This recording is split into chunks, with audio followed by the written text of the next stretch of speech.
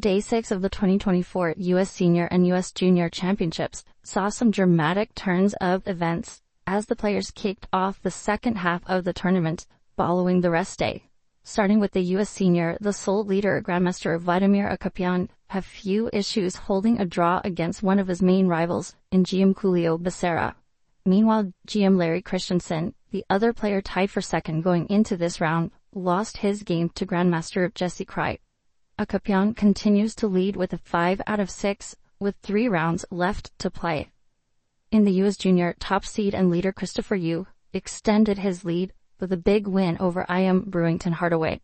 Yu now leads the section by a full point with 5 out of 6, as Andrew Hong, Jason Wang, and Justin Wang are all a point behind with 4 out of 6.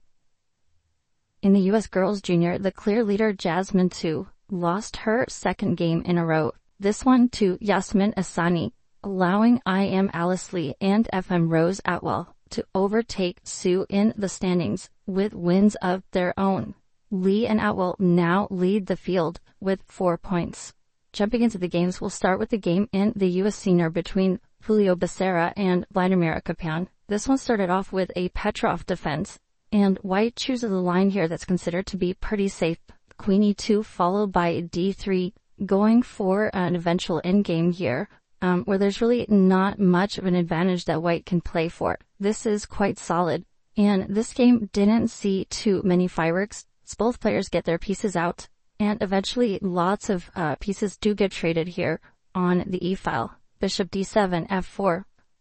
Rook trades on E8. Eventually we see Rook to E1 here, and White trades off the second pair of rooks. Bishop C6, the bishops came off as well, and neither player here really able to do much in this position, as the two did make a bunch more moves here with the same colored bishops, but the result was never really in doubt as neither side can break through. Akopian tries this one attempt to get the king in. White plays king to B1, and Black is not going anywhere. After this, the players did repeat, and the draw was agreed. So Akopian, he continues to lead this section by a full 1.5 points ahead of his next rival, Julio Becerra. Everyone else is at least 2 points behind, if not more. Next up, we have the key game in the U.S. Junior between Brewington Hardaway and Christopher Yu. Going into this round, Brewington's one of several players a full point behind Christopher, meaning he really needed to try and win this game in order to try and fight for first place.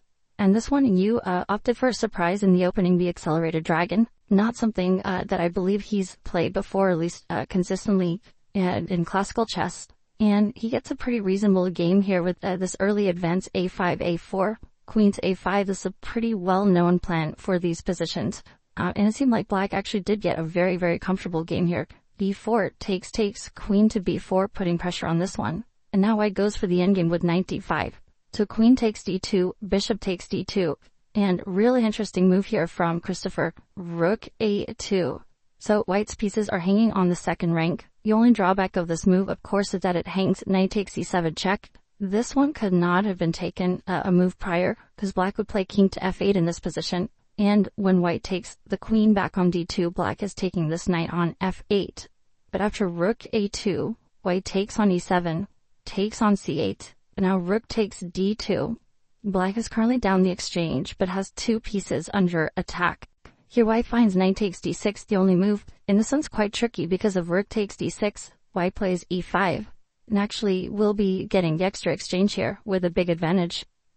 And in case of Rook takes E2, this is possible, where Christopher mentioned he didn't like that White can play Rook to E1, and Black doesn't want to trade rooks here, but if Black keeps the Rook on the board, White can actually keep chasing this one with Rook to D1, and it's very difficult actually for Black to avoid the repetition. So instead, Yu finds the very nice move Knight to H5, keeping the attack under both of White's pieces. The point here is that now he's starting to take on D6, so there's no E5, and he is still getting the second minor piece. So White goes Bishop to F1 here. Now Rook takes D6. It was possible to take on F7 to grab another pawn. And then, for example, I think Rook takes E2, Knight to G5, and Bishop to G8. This was mentioned by Christopher in the post-game interview.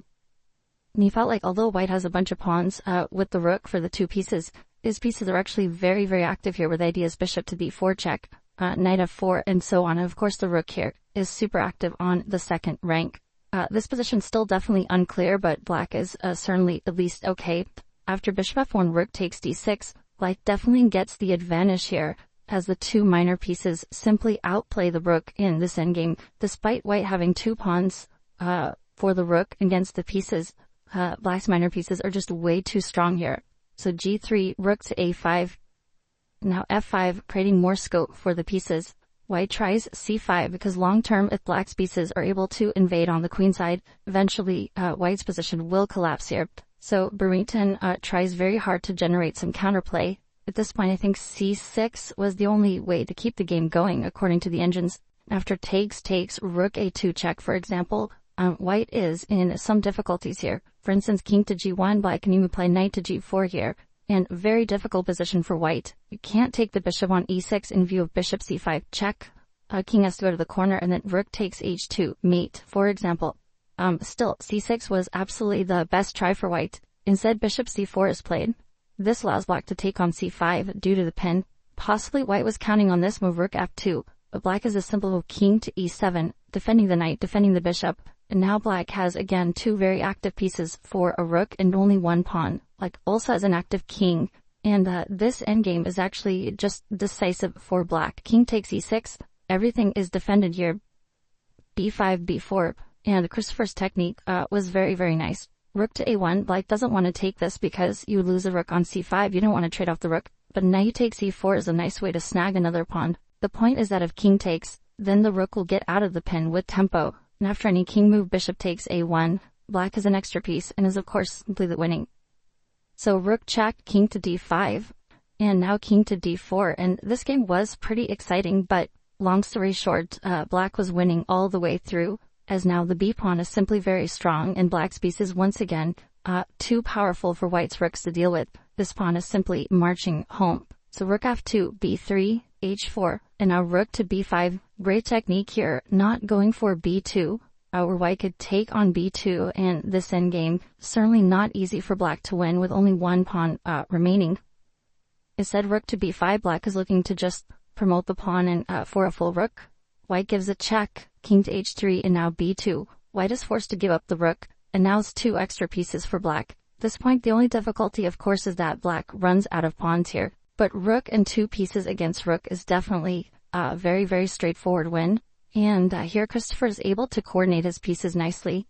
After rook to b8, he's now turning rook h8 mate, and it's game over. The game ended after check g5, and mate was on the board. And huge win for Christopher Yu, as he now extends his lead to a full point in this section with 5 out of 6, with just 3 rounds left to play.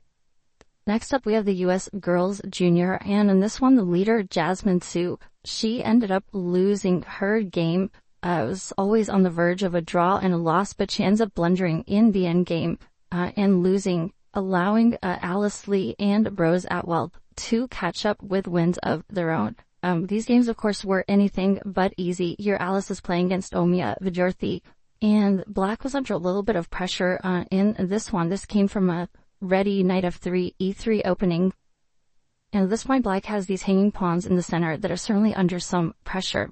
Here, Alice plays the move d4, which is quite sharp. Knight to a4, takes on e5, queen takes e5, and now knight to d5. And the game gets very, very tactical here. The point is that it's hard for black to hold the center at this point. So knight d5, she starts playing for activity. Takes on d4, bishop d6, queen goes to g5, pretty much only safe move by the queen. And now queen to c7. Now at this point, white should have just taken d takes c5, allowing black to take on h2 with check, because after king to h1, black's position here is very suspicious. White has threats of queen to h6, for example, and queen to g7 mate. Also rook to c1, followed by c6 ideas. And black doesn't actually get anything here against white's king, for example, bishop f4, queen to h4. And once again, in the long run, black's position is very, very difficult because of the weakness of this diagonal. That was missed by white. She plays g3 instead, of very, very natural move. And here comes an absolutely fantastic find by Alice. Actually, the only move for black not to get a worse position. Knight to f4. Really incredible sacrifice. According to the engines, bishop to g4 here should have been played by white. Although it's still very, very complicated after f5, things are incredibly tricky. Note that if white takes this one, then there's knight e2 mate on the board. So you can see the potential here for black's pieces. After knight to f4, of course, it's a double threat. Knight takes e2 and knight h3. So bishop g4, difficult move to play here for white. Omya takes the knight on f4, which I think is a lot more natural. Bishop takes f4, threatening the mate on h2 as well as the queen, so queen h4 only move. And now rook to d5, the key move in this combination. Otherwise, this wouldn't work for black. Black would just be down a piece with no threats. But rook to d5 sets up a very dangerous threat of rook to g5. For example, Alice showed this after the game with bishop to c1, rook to g5 check, queen takes g5. If black were to take this queen, then white has a ton of material after bishop takes g5, but black of course has bishop takes h2, mate in 1. So very key resource here after rook to d5. Dorothy finds the only move rook to d3, where the point is that after rook to g5 check, white can block this one with rook to g3. Nice resource here. If bishop takes g3, then not takes here, that gets mated again, but hg or fg, both of these are good for white, who is still leading in material. Instead, we see rook to e8, much stronger move from Alice, activating this rook. Bishop to f3, rook g5 check, now there's no rook to g3, king to h1, and c4. She throws this in, looking to keep this diagonal close for some time longer. Rook to c3, rook to h5. Now, because h2 is hanging, white is forced to take on h5 and give up the queen in exchange for some activity. Keep in mind, black has already sacrificed a piece. Now white gets a rook for the queen, so white has a rook and minor piece for black's queen, and some very potential threats on the diagonal.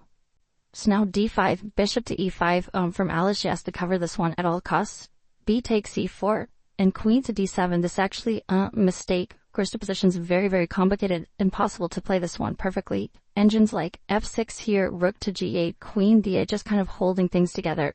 Queen to d7 could have run into knight to c5, which was not played in the game. The point here is that black can start with queen to h3, threatening mate. White simply defends rook to g2, and it turns out the knight takes b7 is hanging. White has ideas of moving the rook as well with some tactics on the diagonal. Rook to e3, for instance, is a problem. Black would have to play queen to c8 here. Apparently the position is close to equal, but of course, very, very messy. All three results very much possible.